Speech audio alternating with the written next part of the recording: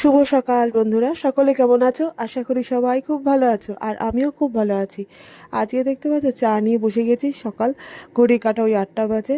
আর দেখতে পাচ্ছ মায়ের বাড়িতে রয়েছি। মায়ের বাড়িতে থেকে সকালবেলা থেকেই তোমাদের সঙ্গে ব্লগটা স্টার্ট করলাম। আর মায়ের বাড়িতে এসছি একটা কারণে, কারণ বাবার শরীরটা খুব খারাপ, তার জন্যই এসছি। আর এদিকে দেখো সকালবেলায় মানে দুপুরে কি রান্না হবে মা সব কেটে দিয়েছে। এই যে উচ্ছে দিয়ে আলু দিয়ে একটা আর পেঁয়াজ দিয়ে একটা তরকারি হবে। আর পেঁয়াজ মা একটু বেশি করেই কেটেছে, কারণ এই যে উচ্ছে আলু পেঁয়াজের তরকারি না, একটু পেঁয়াজটা পরিমাণে বেশি লাগে। আর এখানে দেখো চিকেন নিয়ে এসে সকালবেলা বাবা চিকেনটা ম্যারিনেট করে রেখেছি আগে থেকে। আর চিকেনটা ম্যারিনেট মধ্যে টক দই, তারপরে এটা চিকেনটা করব হচ্ছে কালি মিরিচ চিকেন করব। মানে ওই তোমার হচ্ছে গোলমরিচ দিয়ে, গোলমরিচ চিকেন যেটাকে বলা হয় ওই আর কি। তা যাই হোক, ওইদিকে কড়াই তেল বসিয়ে দিয়েছি। এই উচ্ছে পেঁয়াজ দিয়ে আলু দিয়ে একটা রসা করে তরকারি করে নিই। আর দেখো কড়াই তেল দিয়ে আর পাঁচফোড়ন দিয়ে দিয়েছি। যা এদিকে আবার মানে তোমার মায়ের যে ইয়েটা আছে, চিমনিটা আছে, সেটাই চালাতে ভুলে গেছি। আর সুইচটা না মাঝে মাঝে ইয়ে হয়, বড্ড কারেন্ট মানে, তার জন্য ওই একটা লাঠি রেখে দিয়েছে মা। আর দেখো ওই পাঁচফোড়নের তেলের মধ্যে উচ্ছেটা দিয়ে একটু ভাজা ভাজা করে নিতে হবে প্রথমে উচ্ছেটা। তো যাই হোক ভাবছি। আর তোমাদের বলছিলাম না যে বাবার শরীরটা খুব খারাপ, বাবার শরীরটা সত্যি খুব খারাপ হচ্ছে। বাবার হাতে ডান হাতে তুলতে পারছে না, লিগামেন্ট ছিঁড়ে গেছে। মানে যা তা অবস্থা বাবার হাতে, আর বাবা যন্ত্রণায় সহ্য করতে পারছে না। তাই এসছে আর কি বাবাকে নিয়ে একটু ডাক্তারখানা যাবো। আর দেখো তোমাদের সঙ্গে কথা বলতে বলতে এদিকে আলু পেঁয়াজটা দিয়ে ভালো করে কষিয়ে নিয়ে একটু নুন হলুদ আর একটু সামান্য মিষ্টি দিতে হয় এই তরকারিটায়, দিয়ে তারপর তো অল্প করে জল দিয়ে দিলাম। দিয়ে এটাকে একটু ঢাকা চাপা দিয়ে দেবো। মানে এটা একটু মানে সামান্য সামান্য একটু গ্রেভি থাকবে ভাতটা মেখে খাওয়ার জন্য আর কি। তা যাই হোক, যেটা বলছিলাম যে বাবার শরীরটা সত্যি খুব খারাপ হয়েছে। বাবাকে নিয়ে ডাক্তার বাড়ি করা হচ্ছে, বাবাকে একটু হসপিটালে ভর্তিও করতে হবে। বাবার ওই ডাক্তার অর্থোপেডিক ডাক্তার দেখে বলেছে বাবার হাতটা অপারেশন করতে হবে। আর এদিকে দেখো তোমাদের সঙ্গে কথা বলতে বলতে উচ্ছে পেঁয়াজ রসাটাও আমার কমপ্লিট হয়ে গেছে। আর যে কালিমিরিচ চিকেনটা করব সেটার জন্য দেখো কড়াই অল্প করে সর্ষের তেল নিয়ে নিয়েছি। আর এই তেলের মধ্যে ফোড়ন দেবো হচ্ছে এই যে গোটা গরম মশলা আর একটু সামান্য জয়িত্রী। এটা আমি আমার মতো করেই করছি। আর এটা একটুখানি স্মেলটা ছাড়বে, তার মধ্যে এই যে দেখতে পাচ্ছ চিকেনটা আগে যে ম্যারিনেট করে রেখেছিলাম, এর মধ্যে এবারে একটু দিয়ে দেবো হচ্ছে ভাজা জিরের গুঁড়ো আর একটু ধনের গুঁড়ো অল্প করে। আর তার সাথে দিয়ে দিলাম একটু ওই যে কাশ্মীরি লাল লঙ্কার গুঁড়ো, যেটা দিতেই হবে একটু রঙের জন্য। যাই হোক, এবার এটা দিয়ে দিয়ে দিলাম একটু হচ্ছে, যেহেতু কালি মরিচ, ওই জন্য ওই তোমার গোলমরিচের গুঁড়ো, মানে এটা দোকানে কেনা গোলমরিচ না, এটা ঘরে তৈরি করা গোলমরিচের গুঁড়ো। একটু পরিমাণে বেশি দিতে হবে যাতে খেতে খুব ভালো লাগে, তার জন্যই। এবার দিয়ে এটা পুরোটা মেখে নিতে হবে চিকেনটাকে। চিকেনটা একটু ভালো করে মেখে নিয়ে তারপর আবার একটু ঢাকা চাপা দিয়ে রেখে দিতে হবে। আর দেখছো গোটা গোলমরিচও আমি দিয়েছি ওর মধ্যে। আর এখানে দেখো তেলটা বেশ গরম হয়ে গেছে আর এটার স্মেলও ছেড়ে গেছে। এটার মধ্যে দিয়ে দিলাম সামান্য একটু চিনি।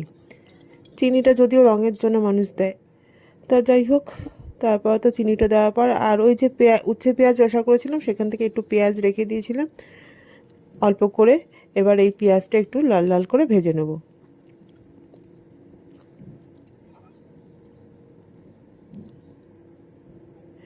পেঁয়াজটা দেখো হালকা করে ভাজা হয়ে গেছে। এবারে এই চিকেনটার মধ্যে একটু আর্ধেক মানে আমার খেয়াল ছিল না যে মায়ের ঘরে লেবু আছে কিনা, তা মাকে জিজ্ঞেস করলাম, বললো হ্যাঁ লেবু আছে, তাই একটু পাতি লেবু আর্ধেক দেবো। এতে কি হয়, টেস্টটা আরও বেশি ভালো হয় বেশ। তা যাই হোক, এখানে দেখো পেঁয়াজটা বেশ লাল লাল করে ভাজা হয়ে গেছে।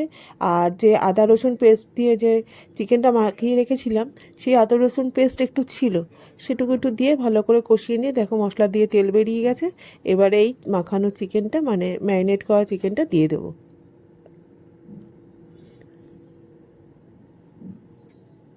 চিকেনটায় না কোনো জল, আমি অবশ্য জল ছাড়াই করেছি, কোনো জল দিইনি। চিকেন দিয়ে যেহেতু টক দই দেওয়া আছে আর চিকেনেও যে বেশ জল বেরোয়, চিকেন দিয়ে যে জল বেরোবে সেটা দিয়েই চিকেনটা সেদ্ধ হয়ে যাবে। এবার এটা আস্তে একটু গ্যাসটা আস্তে করে দিয়ে এটা ঢাকা চাপা দিয়ে আস্তে আস্তে করে করতে হবে। গ্যাসের নামটা দেখো, আমি আস্তে করে দিয়েছি গ্যাসটাকে।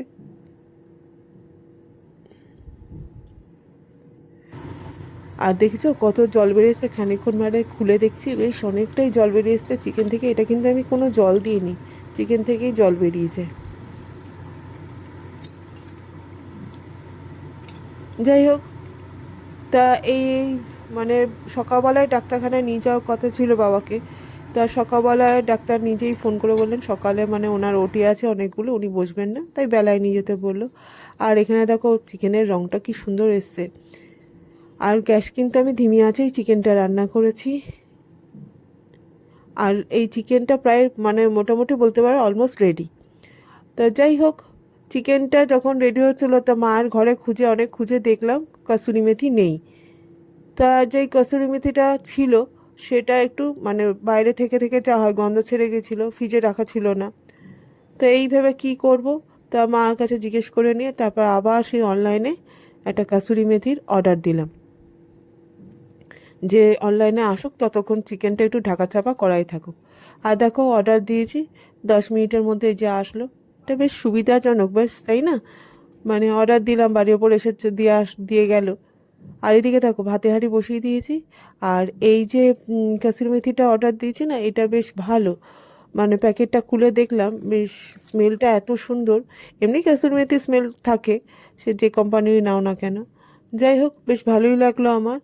আর এটা একটু হাত দিয়ে একটুখানি ভালো করে মিহি করে নিয়ে এবার এটা ওই চিকেনের মধ্যে দিয়ে দেবো।